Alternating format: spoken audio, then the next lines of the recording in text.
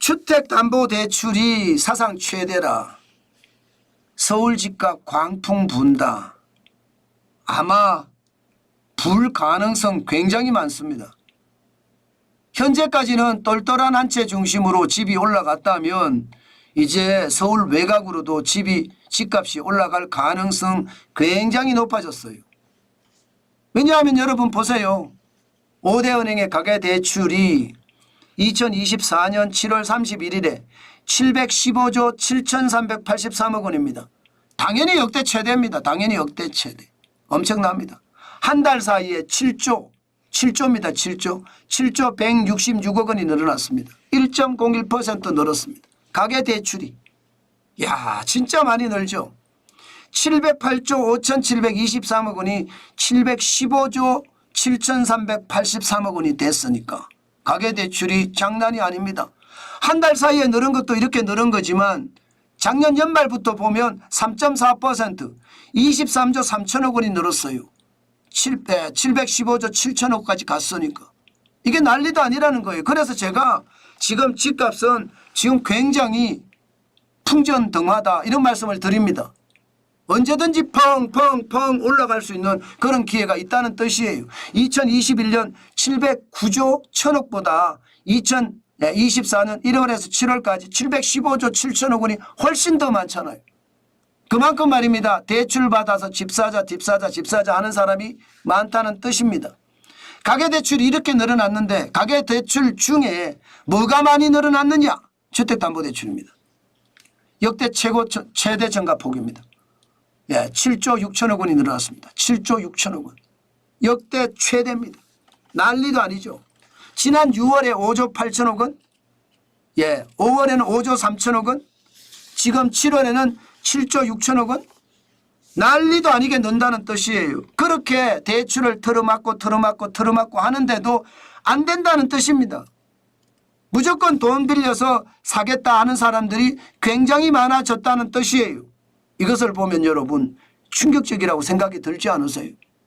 지금 이대로면 집값이 안 올라가는 게 이상하죠. 집값 올라갑니다. 지금. 서울 아파트 매매값 19주 연속 올라가고 있습니다.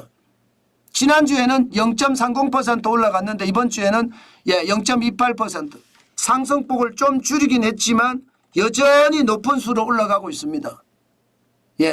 그런데 문제는 서울만 올라가는 게 아니에요. 수도권으로 점점 확장되는 분위기예요. 수도권의 상승폭은 지난주에 이어서 늘렸죠.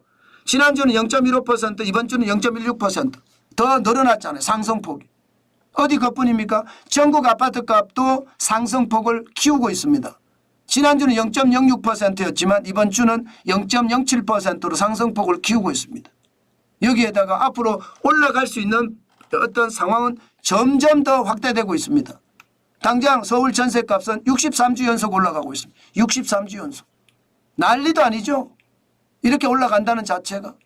63주 연속 올라갔으면 이게 장난이 아니다. 여기에다가 여러분 매물은 줄어들고 있어요.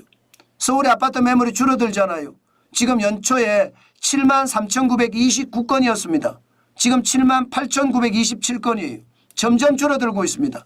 4월 4일에 102,085건에 비하면 굉장히 많이 줄은 겁니다. 그러면 집값이 더 올라간다고 생각하고 매물을 더 줄이는 거잖아요. 매물을 초래하는 거 초래. 그런 때가 많다는 거예요. 게다가 거래 건수는요 6월에 7,390건으로 끝났습니다. 대단합니다. 7월에도 지금 벌써 4,796건입니다. 4,796건. 거래가 엄청나다는 뜻이잖아요. 게다가 거래 금액도 6월에 12억 4,134만 원, 7월에는 11억 1,454만 원. 거래 금액이 굉장히 많이 올라간 것, 똘똘한 한 채 중심으로 많은 사람들이 산다는 이야기인데 여러분 이게 이제는요 집값이 이렇게 올라가는 것을 보니까 똘똘한 한 채가 문제가 아니다 이렇게 보입니다. 똘똘한 한 채가 문제가 아니라 기본적으로는 서울 강남 4곳, 강남, 서초, 송파, 강동 여기가 집값이 많이 올라간다고 했습니다. 여기에다 마용성이라고 해서 마포, 용산, 성동구가 많이 올라간다고 했습니다. 그런데 이제는요 외곽으로 점점 확대 발전돼 가는 그런 상황이다. 저는 그렇게 생각합니다. 지금 정부는 정신 바짝 차려야 돼요. 저는요 지금 말입니다. 지금 제가 하나 제안합니다. 정부는 정책 실패 인정하고 스트레스 DSR 빨리 그냥 도입해야 돼요. 9월까지 가면 8월에 늘어나는 게 만만치 않을 거예요. 저는 9월에 도입하겠다 2단계 도입하겠다 이렇게 했잖아요. 아니에요. 빨리 도입해야 됩니다. 원래 이게 스트레스 DSR 2단계는 7월에 도입한다고 했습니다. 도입 안 했습니다. 9월로 연기했어요. 그 바람에 집값이 난리가 난 거거든요. 지금이라도 늦지 않았습니다. 정책 실패를 인정하고 지금 스트레스 DSR을 빨리 도입하고요. 여기에 따른 공급 대책도 빨리 발표를 해야 돼요. 그렇지 않고 지금 이대로 계속 가잖아요. 지금은요 똘똘한 한 채 중심으로 올라간다고 저는 생각을 하는데 그렇지 않고 말입니다.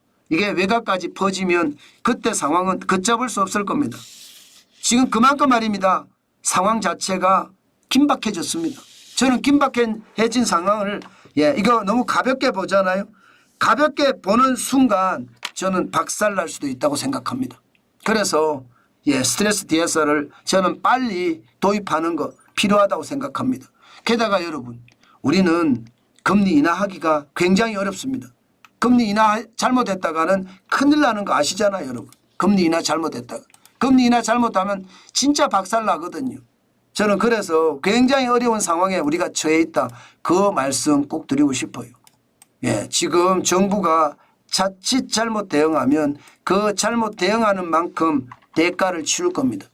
저는 대가를 치른다는 게 어느 정도인가 하면요. 문재인 정부가 왜 바뀌었습니까? 부동산 정책을 완전히 개판 죽 써먹어서 지금 문재인 정부가 바뀌었잖아요. 윤석열 정부도 저는 그럴 수 있다고 생각합니다. 지금 잘못된 정책 지금 국토교통부에서 이야기하는 걸 들어보면요. 똑같이 이야기해요. 문재인 정부 때하고. 공급에 문제 없다. 똑같습니다. 말 한마디 안 틀립니다. 그것도 장관이 직접 이야기하는 것도 똑같고요. 게다가 일부 세력이 집을 사고 있어서 그렇다. 이것도 똑같습니다. 문재인 정부 때도 그랬거든요. 일부 세력이라는 게 부자라는 뜻인데 부자들이 집을 많이 사서 그렇다. 똑같은 말이거든요. 바보 같은 생각하지 말고 시장을 똑바로 보세요. 본인이 전세를 안 살아보니까 본인이 집값을 모르는 거죠. 장관직만 누리지 말고 현장을 보세요. 우리 박상우 장관님 진짜 정신없는 것 아닙니까? 현장을 제대로 파악도 못하고 헛소리나 해대고 말입니다. 제발 현장을 보고 현장에 나가서 도대체 뭐가 문제인지 파악하는 것 저는 필요하다고 생각합니다. 지금처럼 장관직만 누리다가 자칫 잘못하면요.